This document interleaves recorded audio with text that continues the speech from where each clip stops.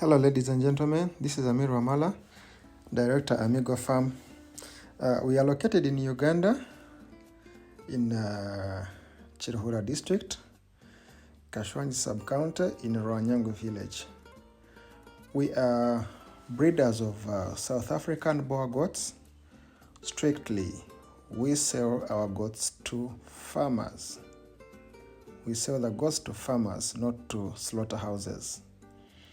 Yeah, we are licensed to export our animals all over the world. So we do export to within Africa, everywhere, wherever you are, we can export our animals to you. So today, I'm going to talk about my story about goat farming and goat breeding as a business. Yes, I started this journey in 2020. In August. As you see in that picture, that was my first time to getting into an experience of goat farming. I visited that gentleman in the green overall, Dr. Hamis Semanda of Ham Goat Breeding Farm in Kayunga. So I want to thank him for guiding me and taking me through the right path. The gentleman far end is my friend Dr. Wilson Omoding, who took me to Hamis's farm. So when I finished the visit, I went to the farm and I started acting accordingly.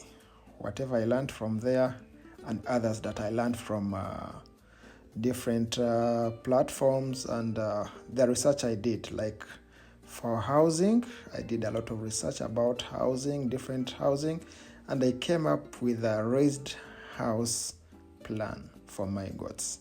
Yeah, as you can see it, this was done. You can see the floor is well made, and I tell you this house is still intact up to now for the last 4 years. So I put in the house for the kids and for the bucks. This is the house for the kids, and that's how I did it. I put the tarpaulins to control the cold weather during the rainy season. And the carpet down is for the comfort for the kids to sleep in a comfort place, not to be squeezed by the wood on the floor. So after that, I started stocking my animals. As you can see, I started with local goats from trusted farmers that I knew were doing farming in the right way. Many people ask me, how many goats did you start with? If I remember very well, my initial payment of goats, they were for 7 goats.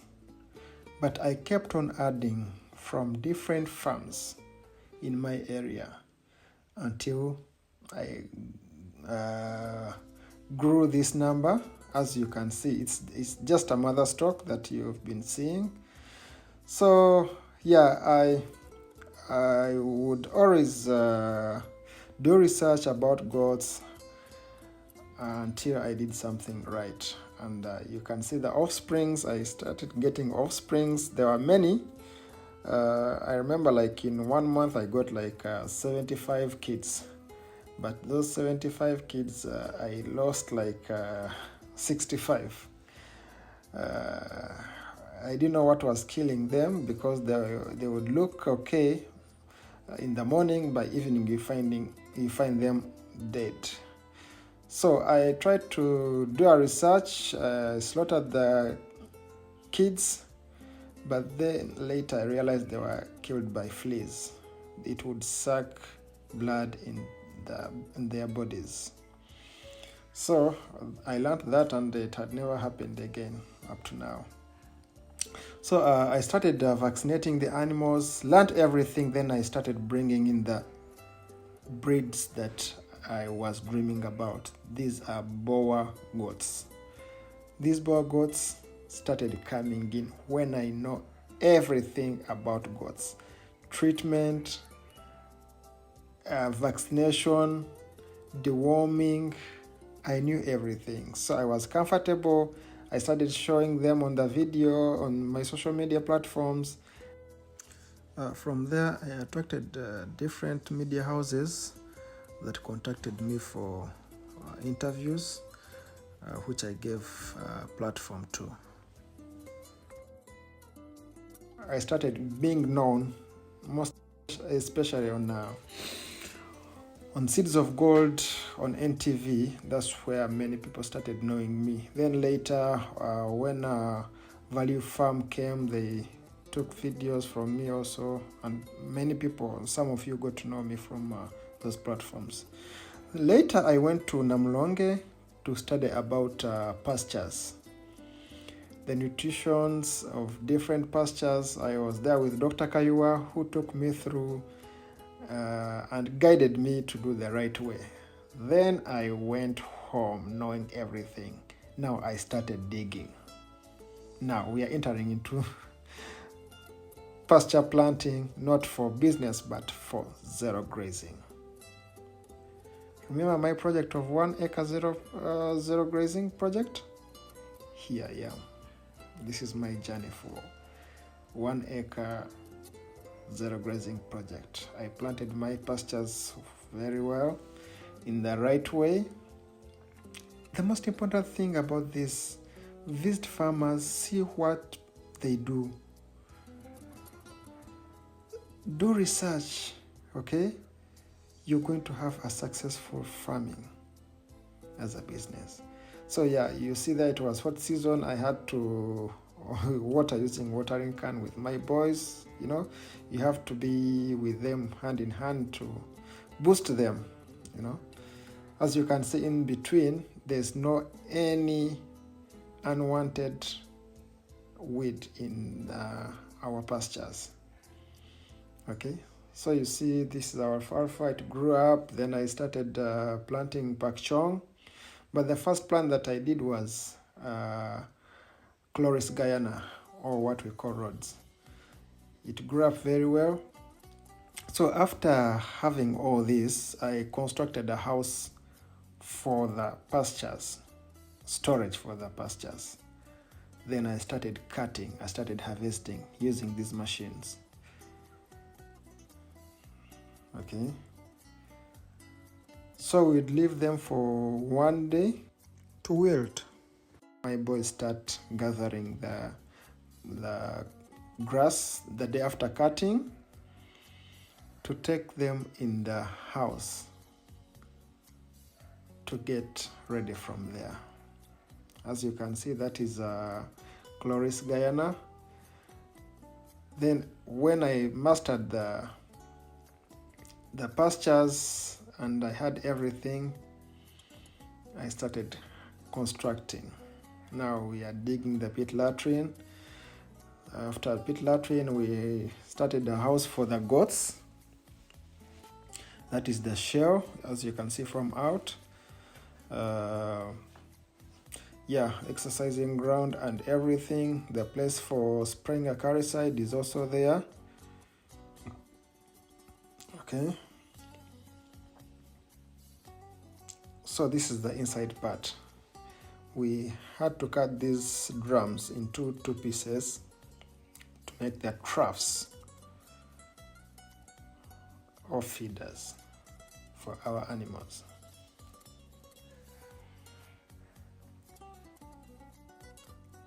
We made them properly to make sure that our mother stock, the goats that are big enough, can access the feeds from there. After that, I started constructing the house for the workers. You know, they need a good house. You see, our pit latrine is now up. I started tiling the house. Yeah. Later, I painted the toilet to make my boys comfortable. And the house is done. So, yeah. After all this is done, I brought in the stock. These goats are the ones that I started with on zero grazing.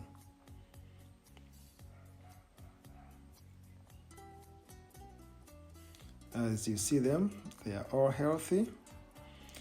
They entered the house. It was something new for them. Yeah, but we kept on chopping the green grass and we gave them. It took them some time to get used. Then we had to bring moras for them to test the sweetness so that they can get thirsty and they can get hungry. You know, when they drink moras, they pee and they get hungry. So eventually they started getting used to the dry matter. As you can see there, they are eating the chloris gana, which is a dry matter. Yeah, it takes like 3 weeks for these animals to get used to the feeding system of zero grazing. Okay, now they got used, as you see them. And now here you see they look healthier. Okay, then here I started registration of my company. I registered my farm. Now I'm focusing on export and having proper documents for the company. Okay, then from there I started exporting. My first export were in Kenya. I want to thank my Kenyan people for the huge support. You guys have supported me very, very much. I thank you. I'm looking forward to visiting your farms when they are all successful. So yeah, I started doing the export to Kenya, South Sudan, Rwanda, DRC, Burundi, everywhere I do export. So it is very easy now for me to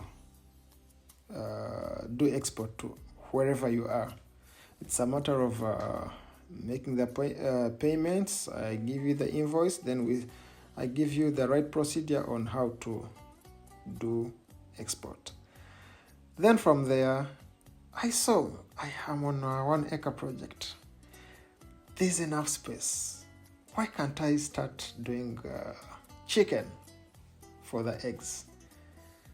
For my family to eat eggs, local eggs. So I bought this chicken. I started with 11 chicken. I got someone, I told him, I want you to look for healthy chicken. And whenever he could get, he would call me. There is 10 here, there is 5 here, there is 3 here. Until now, currently I have 120 chicken. These chicken are on a free range system and they eat within the fence of 1 acre. Okay, so here that you're seeing, they are eating maize bran. I release them at midday. Why? Because if they leave in the morning, they will lay eggs anywhere, anyhow, and we would fail to get those eggs. So when they are in the house up to midday, they lay eggs, and then they move out when they have their eggs laid. They comfortably move out, they eat insects and everything, then they return back in the evening. So, ladies and gentlemen, if you're looking at starting zero grazing for the goats, if it's 1 acre or more than that, also look at adding this chicken. I have 100 plus chicken and I'm having more chicks. My chicken started producing almost every week. I get at least like 20 chicks. So let us learn how to utilize small piece of land. Don't think that you can't do it. Anyone can. If you love something that you're doing, you'll be successful. Okay, so I added this chicken to give me eggs. That's what I thought, until I realized now that I'm doing it for business because they're becoming more. They're becoming more, and I'm looking at breeding more local chicken. And when I get like 500 or 700, I'll decide to sell like 10 chicken every week. And it will bring in more revenues just on 1 acre piece of land. So ladies and gentlemen, do this. On top of that, plant greens. Ladies and gentlemen, for me, I don't sit for less.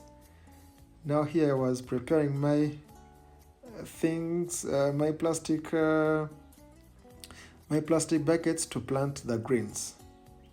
Now here they are.